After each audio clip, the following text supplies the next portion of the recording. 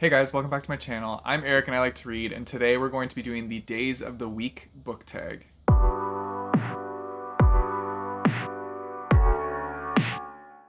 So I found this book tag on that big book tag website that I've been using lately, and I've been finding a lot of really fun book tags to do on it. So yeah, I'm looking forward to this one. I think it'll be pretty easy. It's only like the days of the week, so there's not that many prompts for it. And I read through them, and they're pretty fun, so I'm excited to get into it. Also, if you guys hear any like noise in the background, Oni is like going nuts with his little rainbow ball right now. He's having a blast. So you might hear him. Anyways, let's jump into it. The first one is Secret Sunday. And so this is what book or book series do you secretly like but don't talk too much about it with people? And I don't know, like I don't really like I'm not like ashamed of it or anything. It's not like it's a secret, but like I read the Twilight series when I was younger and I enjoyed that series. I have not read it again since though, so I don't know if it still holds up, but I will say that at the time I did really enjoy the series, and there's Oni now deciding to cross over and be annoying. So I did enjoy it. I also am one that liked New Moon. That was like my favorite book.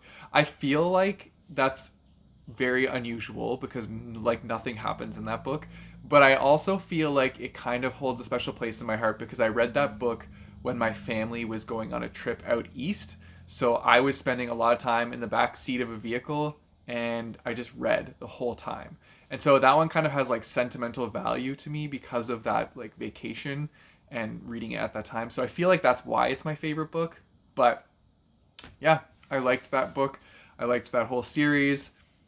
I don't really like talk about it that much, but I did like it a lot. Okay, so the next one is Mashup Monday, and so this is which book or book series do you think should be mashed up together and it would be really cool? So hear me out on this one, but I think that Hunger Games should be mashed up with Maze Runner.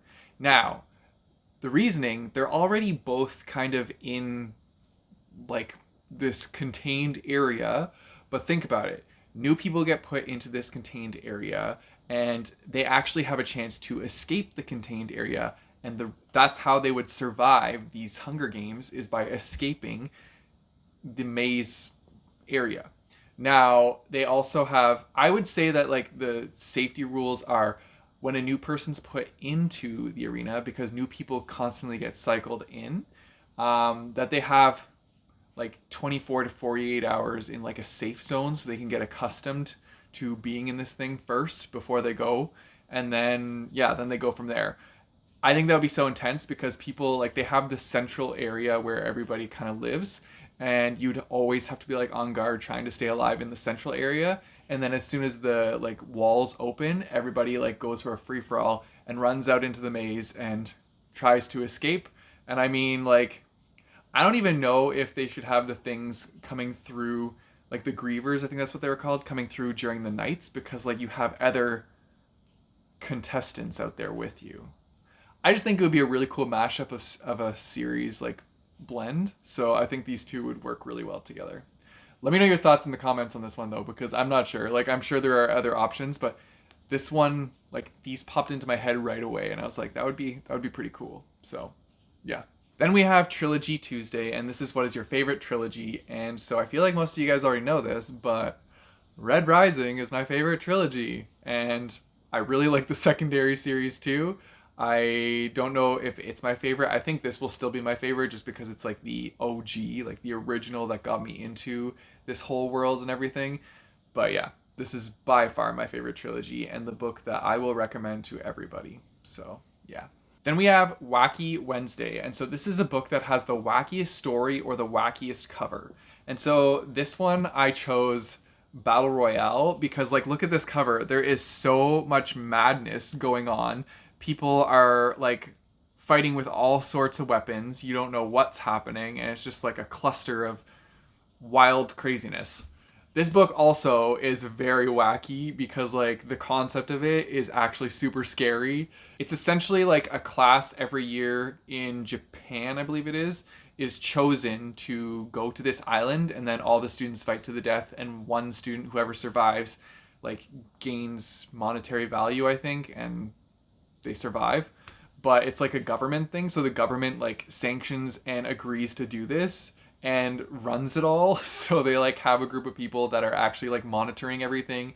These kids have like blow up necklaces on their neck so that if they try and leave the island or they're in a certain zone that becomes an unsafe zone, then it explodes. So this was like a really wacky book, but it was also so much fun. Like I read through this so quickly.